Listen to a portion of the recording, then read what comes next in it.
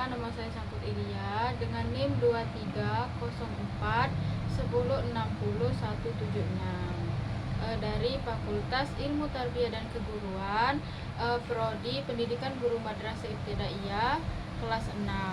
Baik, video ini dibuat untuk memenuhi mata kuliah pendalaman IPA, MI atau SD dengan dosen pengampu Dian Andista Bujuri MPD.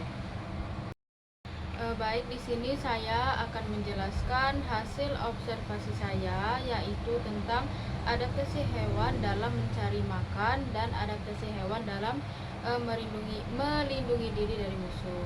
Nah, baik, yang pertama yaitu pengertian adaptasi hewan. Nah, adaptasi hewan itu adalah kemampuan hewan menyesuaikan diri dengan lingkungan hidupnya, baik melalui bentuk tubuh, cara kerja organ, maupun perilaku agar dapat bertahan hidup. Nah, mencari makan dan melindungi diri dari musuh atau perubahan alam. Nah, baik, selanjutnya adapun macam-macam adaptasi hewan.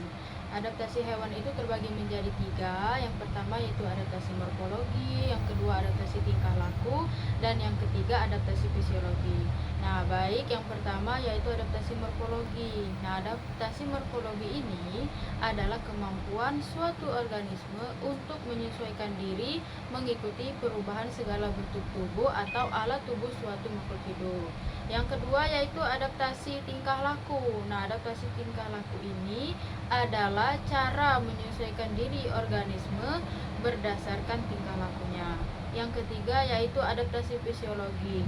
Nah, adaptasi fisiologi ini adalah cara menyesuaikan diri suatu organisme itu berdasarkan fungsi alat-alat tubuh. Baik, selanjutnya di sini saya akan menjelaskan tentang adaptasi pada hewan. Nah, di sini saya akan menjelaskan adaptasi pada hewan itu menggunakan media yang telah saya buat ini.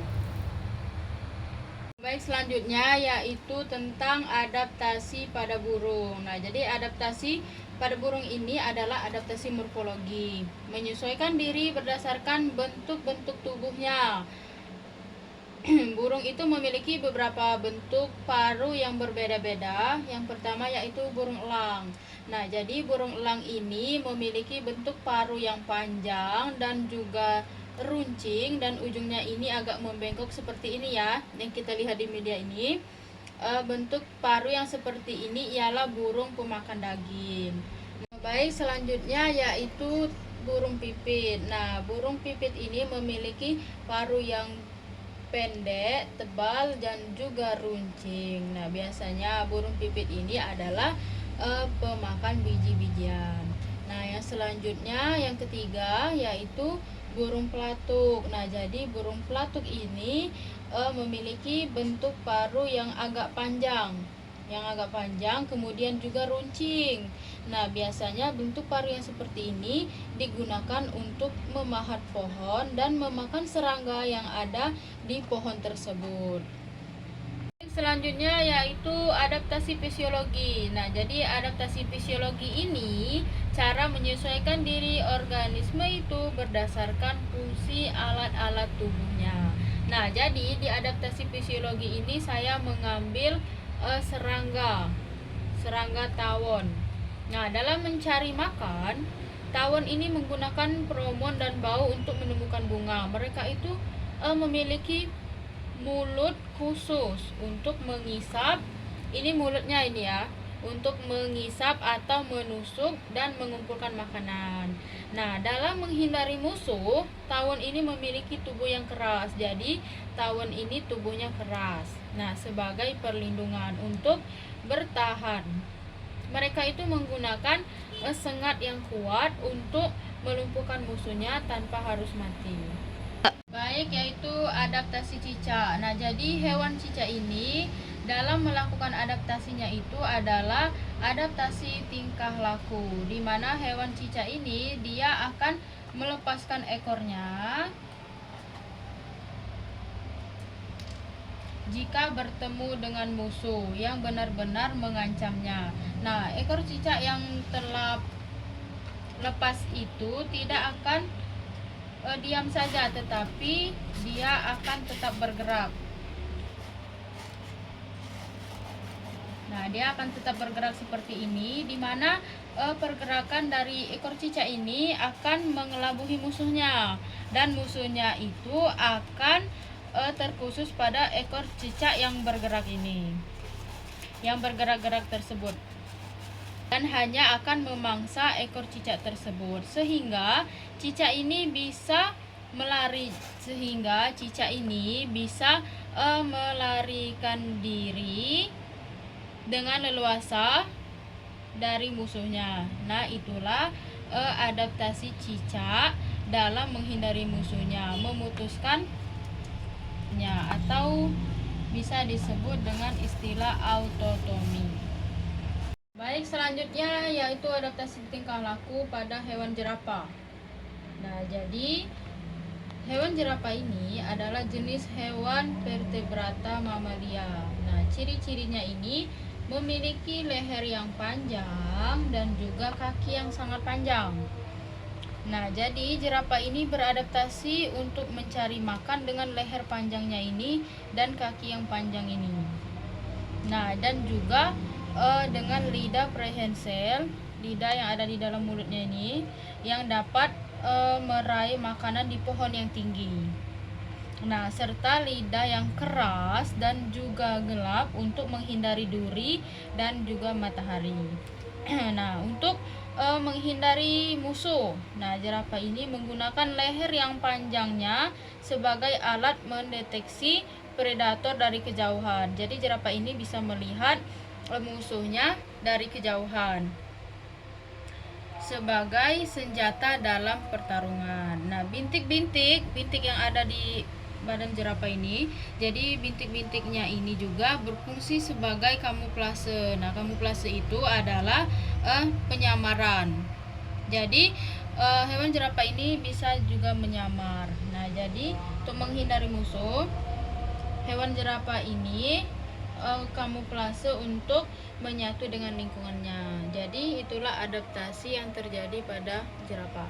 Nah, baik, selanjutnya yaitu adaptasi pada bunglon. Nah, di mana adaptasi bunglon ini adalah adaptasi tingkah laku. Baik, adaptasi pada bunglon ini ialah merubah warna kulitnya sesuai di mana dia berpindah. Jadi, ketika si bunglon ini berada di warna hijau, maka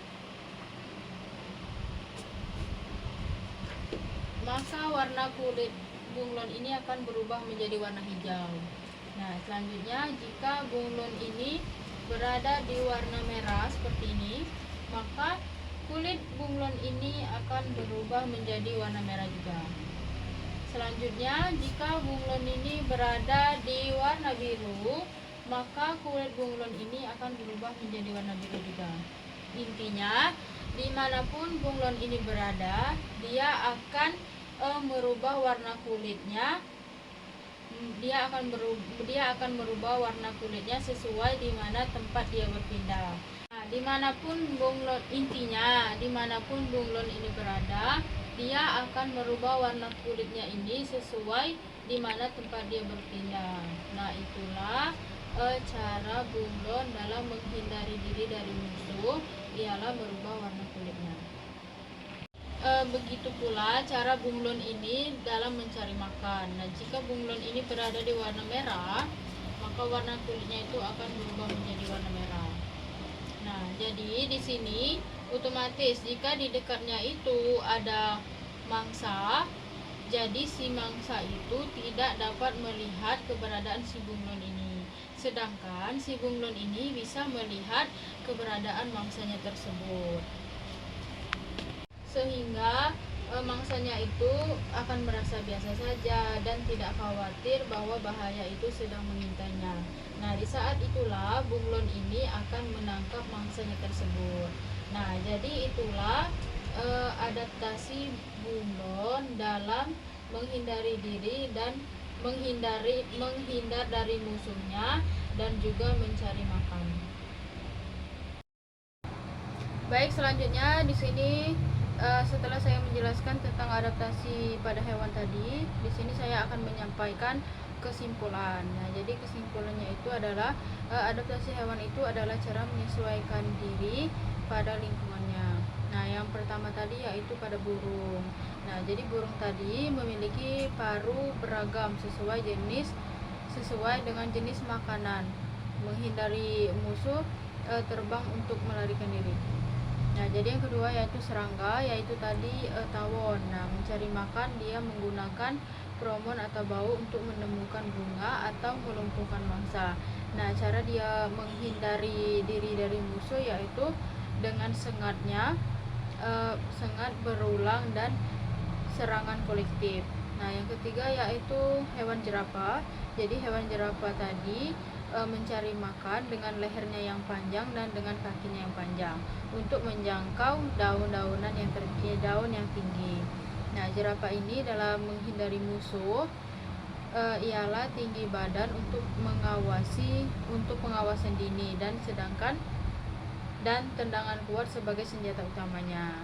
Nah, jadi selanjutnya yaitu cicak. Jadi cicak itu mencari makan ialah dengan kaki perekat untuk berjalan di berbagai permukaan sambil berburu serangga, dan menghindari musuh ialah memutuskan ekornya atau bisa disebut dengan istilah autotomi. Nah, yang terakhir yaitu pada bunglon. Nah, pada bunglon tadi dia mencari makan ialah dengan lidah yang panjang dan lengket yang ditembakkan kepada serangga dengan cepat untuk menangkap mangsanya. Nah, dalam menghindari musuh yaitu dengan kamuflase atau menyamar sesuai di mana tempat dia berada, bisa disebut dengan istilah mimikri dengan merubah warna kulitnya. Nah, jadi mungkin itu saja hasil observasi yang dapat saya sampaikan. Lebih dan kurangnya saya mohon maaf, dan kepada Allah marilah kita sama-sama memohon ampunannya. Wassalamualaikum warahmatullahi wabarakatuh.